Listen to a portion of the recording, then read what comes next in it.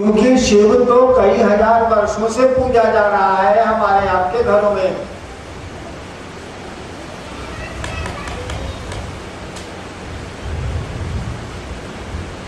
हम आप शिव की पूजा सदियों से खानदान दर खानदान से कर रहे हैं।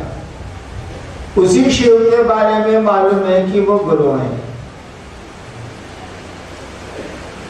अगर समझते होते कि वो गुरु हैं तो शिष्य बने होते, नहीं समझा। जबान पे रह गई बात, बोली में रह गई बात, किताब में रह गई बात, बस। इसका कारण ढूंढिएगा तो ढेर सारा मिलेगा। छोड़िए कारण से अब क्या मतलब। कोई आदमी भूखा है, आप कारण क्यों ढूंढ रहे हैं भाई साहब? उसके भोजन का पहले इंतजाम तो करिए। कोई सड़क पर चोट, किसी को सड़क पर लग गई है किसी गाड़ी से, आप इस फिराक में हैं, आप इस कोशिश में हैं कि चोट लगी तो कैसे लगी। आप मूर्ख हैं, पहले उसका इलाज कराइए। तो छोड़िए क्यों शिव लोगों के गुरु नहीं हुए, क्यों ये बात नहीं आई, क्यों लोगों को नहीं समझाया गया। लेकिन अब समझाने की कोशिश करनी, और धीरे धीरे लोग समझ रहे हैं। तभी आज उड़ीसा की संगोष्ठी में जितने लोग भीतर हैं उतने लोग बाहर हैं। व्यवस्था की नजर से ये गलती, क्योंकि हॉल में कार्यक्रम, इतने लोग आएंगे तो कहाँ बैठेंगे, बारिश हो जाएगी तो क्या होगा, तेज धूप होगी तो क्या होगा। आखिर वह भी तो हमारा आपका गुरु भाई ही है ना भाई साहब। क्या उसका दर्द आपका दर्द नहीं है, हमारा दर्द नहीं है। लेकिन व्यवस्था की दृष्टि से यह भूल हुई है, लेकिन शिव शिष्यता की दृष्टि से तो ये अच्छा समाचार, शुभ समाचार। क्योंकि उड़ीसा में संगोष्ठी के नाम पर इतने लोग आने वाले हैं, शिव गुरु के नाम पर। मेरे गुरु की चर्चा है, चलो रांची या चलो देवघर। तो आध्यात्मिक दृष्टिकोण से, शिव कार्य की दृष्टिकोण से ये शुभ लक्षण है, अच्छे लक्षण है। व्यवस्था की दृष्टि से थोड़ा गलती है, क्योंकि अगर किसी एक गुरु भाई को भी पिन चुभता है तो आपको मालूम हो या नहीं हो, मुझको एक भाला चुभता है। क्यों? ये फुलवारी तो मेरी ही है।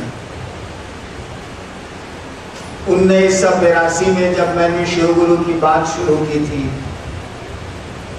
और पूरी दुनिया में मैं ही अकेला आदमी हूँ जो मैंने जो कहा था कि दूसरों को बताओ, शिव का शिष्य बनने को कहो। तो आज तक या आज के बाद जितने लोग शिव को गुरु मानेंगे हैं तो मेरी ही फुलवारी के फूल। मैं अपने को स्वीकार करता हूं कि उस फुलवारी का माली हूं, मैं मालिक नहीं हूं।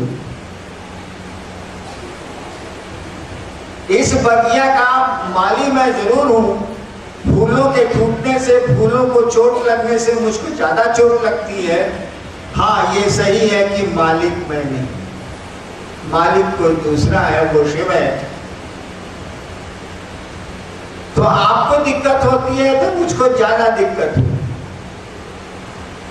तो व्यवस्था में गलती हुई है। शिव शिष्यता में तो अच्छे लक्षण है, शुभ लक्षण।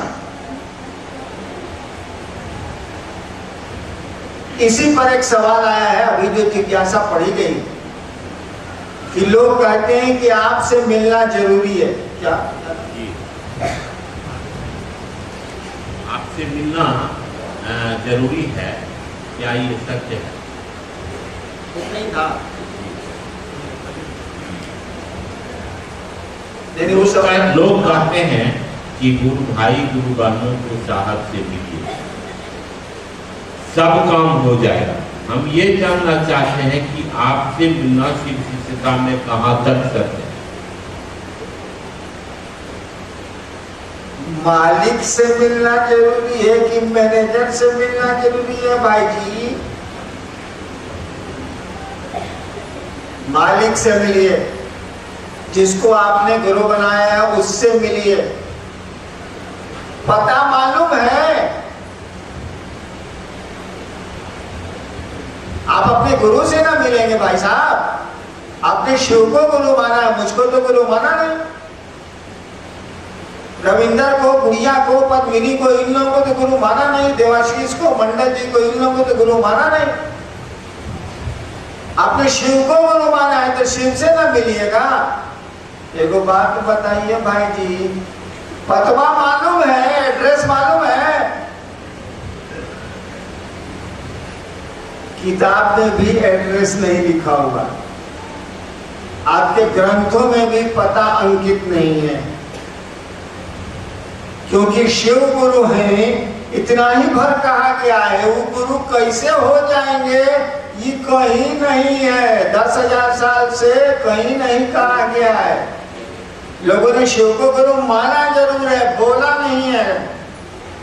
कहा कुछ नहीं है, अपने गुरु हो गए हैं, बोले कुछ नहीं है। बोलो तो जब बोले ही नहीं तो आपको पता कहां से चलेगा?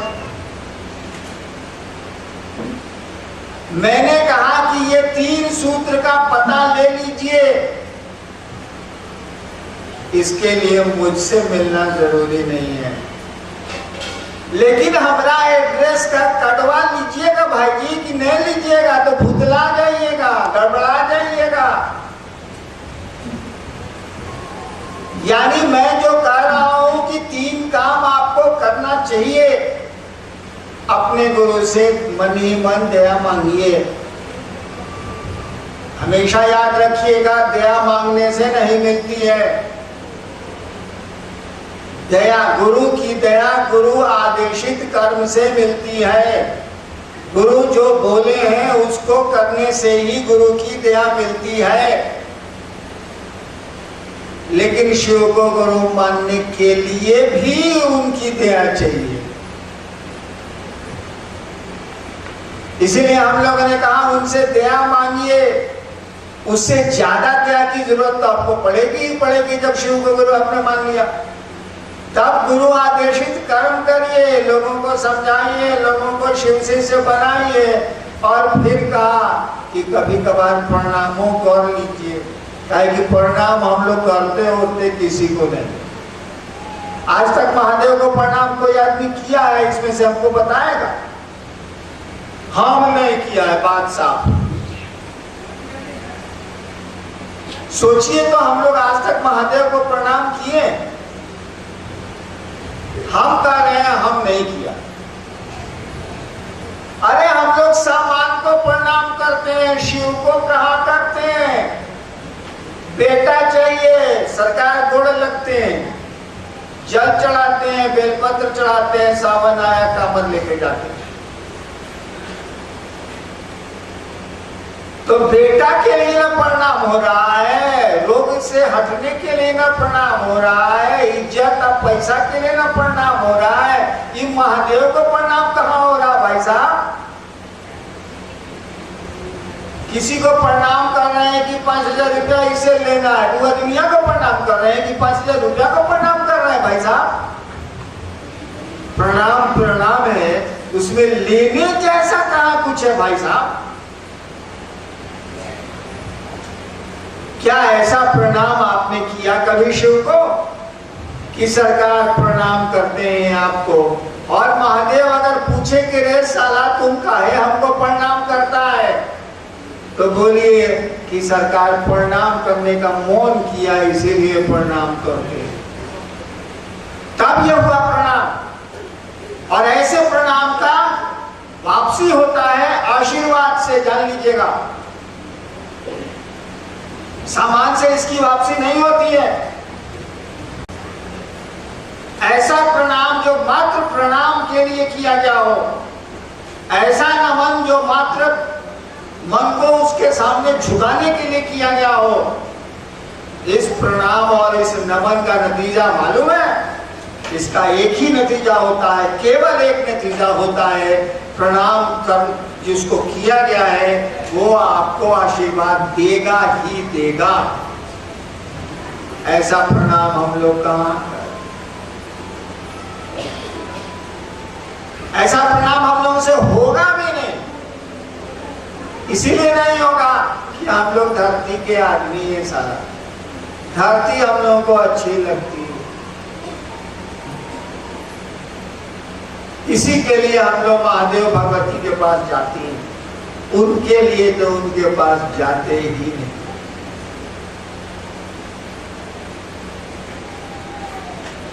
तो आप जाइए शिव के पास, मेरे पास आने की कोई जरूरत नहीं है। हम मर जाएंगे तो घंटा जाएगा, किसके पास जाएगा? इसीलिए हरिनाम महत्वपूर्ण नहीं है। मेरे पास आना आपका बिल्कुल जरूरी नहीं है, लेकिन मेरी बातों पर भरोसा करना तो बिल्कुल जरूरी है। जो मैं बोल गया हूं, जो मैं बोलता हूं, जो मैंने खुद लिखा है, उन बातों को अगर छोड़ेंगे आप तो शिव का पता गुम हो जाएगा, शिव का पता आपको नहीं मिलेगा। और याद रखिएगा, मिलना शरीर का नहीं होता है, मिलना देह का नहीं होता है, मिलना तो मन का होता है। मन मिलता है किसी से, शरीर नहीं मिलता। पति पत्नी एक साथ एक बिस्तर पर रहते हैं और तलाक के मुकदमे होते हैं। दो भाई एक रूम में रहते हैं और जमीन के झगड़े होते हैं। शरीर तो एक साथ रहता है, कहाँ मिला भाई? मन मिलता है। अपने मन को मेरे मन की ख्वाहिशों से जोड़ लीजिए, लेकिन जोड़ के वहां खड़े मत रहिए, शिव की ओर चलिए, आगे बढ़िए। मैं जो कह रहा हूं चलिए, मुझको पकड़ के बैठिएगा तो ठहर जाइएगा, मुझको छोड़ के चलिएगा तो गुमराह होंगे। तो मुझसे मिलना जरूरी नहीं है, लेकिन जो मैं बोल रहा हूं उस पर भरोसा करना और भरोसा करके उस पर चलना जरूरी है। मिलना जरूरी है मात्र महादेव से, मिलना जरूरी है उस शिव से, लेकिन वहां भी ये शरीर नहीं मिलेगा, वहां भी इन आंखों से उस शिव के दर्शन नहीं होंगे। आपका मन ही दर्शन पाएगा, आपका मन ही उनको उनसे मिल सकता है, शरीर नहीं मिलता है। शरीर का क्या भरोसा, आज है कल नहीं होगा। तो जो गुरु भाई कहते हैं कि हरीना आने से मिलना जरूरी है, एकदम गलत बात है। मुझसे मिलना बिल्कुल जरूरी नहीं है, लेकिन मेरी बातों पर भरोसा करके चलना जरूरी है, अन्यथा शिव शिष्यता में आपको चलने में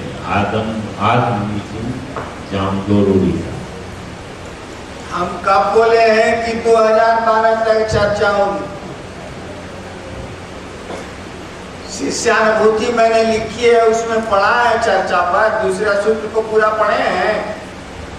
उसमें लिखा है कि ये अविरल आत्मा अनुभूति है, हमेशा चलेगी। ये अविरल विरुक्ति नहीं है, जो विरल नहीं होती है, अंतहीन है, इसका अंत है ही नहीं। लोग रोज धरती से जाएंगे, रोज नए लोग पैदा होंगे, चर्चाएं चलती रहेंगी। ये हमने कब कह दिया कि 2012 तक? मैंने तो कहा है कि अंतहीन है, इसका अंत नहीं है। हमने ये जरूर कहा है, कोई काम करिएगा भाई साहब तो तय नहीं करिएगा कि कितना दिन में कितना कमा करिएगा,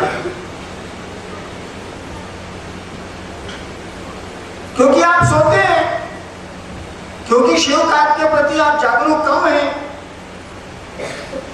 तो आपको तो टारगेट देना होगा ना कि शाम के पहले आप फला जगह तक पहुंचिए। अब जिस चाल से चले आप चले, लेकिन आपको पहुंचना होगा, कोई लक्ष्य तो देना होगा, कुछ निर्धारित तो करना होगा कि यहाँ तक चलना है, कुछ तय तो करना होगा कि 12 महीने में पूरा कोर्स पूरा करके परीक्षा देनी है बच्चे को, कि एक के बारे में जाए एग्जामिनेशन लीजिएगा, पढ़ेगा वो। हमने कहा कि 2012 यानी अब 1.5 साल बचा है, 2012 तक कम से कम जागिए, और इतना जागिए कि देश के कोने कोने में लोग जान जाएं कि शिव लोगों के गुरु होते हैं। तब चलेंगे विदेश, तब चलेंगे लोगों के बीच में शिव सीता को जगाने। अभी शिव का शिष्य तो बनाइए। हमने कहा ही नहीं कि 2012 तक चर्चा चलेगी। हमने तो लक्ष्य निर्धारित किया है कि भैया उड़ीसा से निकल के आंध्रा में कहीं घुस रहे हो, सुंदरगढ़ से निकल के कटागढ़ पूरी कहीं जा रहे हो, तो ससुरा घूम घूम के सुंदरगढ़, घूम के सुंदरगढ़, ऐसे कैसे चलेगा? तो आदमी को बोलना पड़ेगा ना कि भैया निकलो, बढ़ो आगे, जो लोग घर में रहते हैं उनको करने दो, तुम निकल सकते हो तो निकलो, शिवकार्य को फैलाओ। पहले फैला लीजिए, तब हम लोग हेल्थ बनाने पर ध्यान देंगे। अरे लड़कवा को पहले लंबा होने न दीजिए, नहीं तो नट्टे रह जाएगा सलाहू। लंबा होने दीजिए तो थोड़ा दुख लाएगा, उसके बाद टॉमी का खाना ही सब बढ़िया से दिया जाएगा, मोटा जाएगा। तो शिव काट को फैलाइए, टॉनिक हम लोग दे देंगे, शिव सीता बढ़िया से मोटा जाएगी, यानी बढ़िया से स्वस्थ हो जाएगी। हमने ऐसा कहा ही नहीं, तो हम पागल हैं क्या? हमारा माता खराब। आपके लिए लक्ष्य दिया गया, शिव शिष्यों को ये निर्धारित किया गया कि दो आप ही के लिए नहीं, सभी को, कि 2012 तक पूरा करिए, सूचिए मत। एक दिन तो ऐसा सोना है कि जगाने वाला भी जगा नहीं सकेगा। काम करिए महादेव का, अपना भी उसी तरह से करिए, और महादेव का भी काम उसी सिंसियरिटी से करिए, उसी लगन से करिए। इसीलिए कहा गया, क्या कहा गया? सूचिए मत, जागिए, जाग के महादेव का काम करिए। अब गुरु का काम चेला नहीं करेगा तो क्या करेगा? साला बाप का काम बेटा नहीं करेगा तो दूसरा क्या करेगा?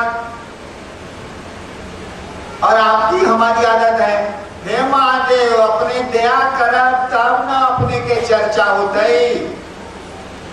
ये कोढ़ियापनी है, बदमाशी है ये।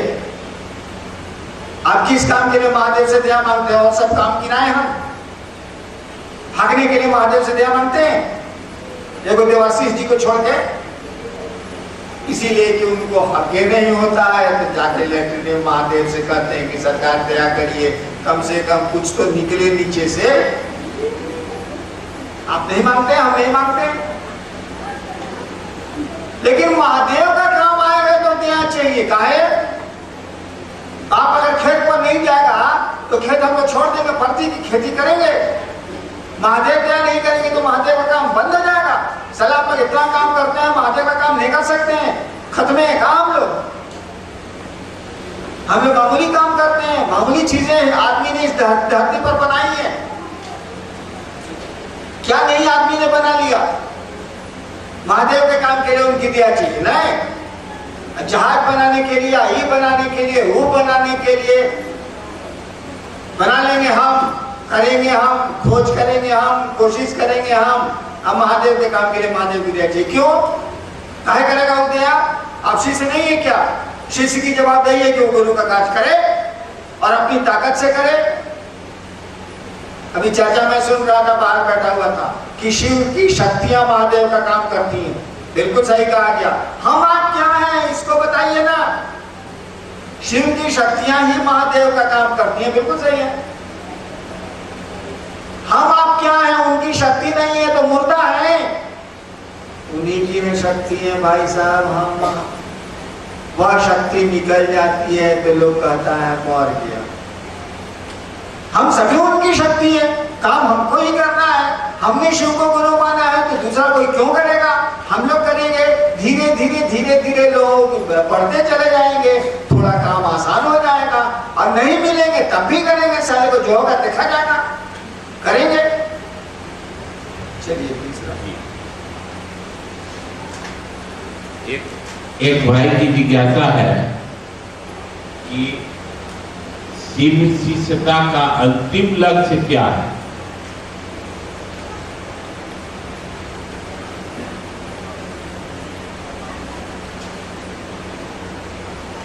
आपने सवाल सुना, शिव शिष्यता का अंतिम लक्ष्य क्या है? तो शब्द बोल रहा है कि अंतिम लक्ष्य क्या है? शिव शिष्यता के अंतिम लक्ष्य शिव है, महादेव है। जिस दिन शिष्य शिव से जुड़ गया उस दिन शिव शिष्यता का लक्ष्य पूरा हो गया।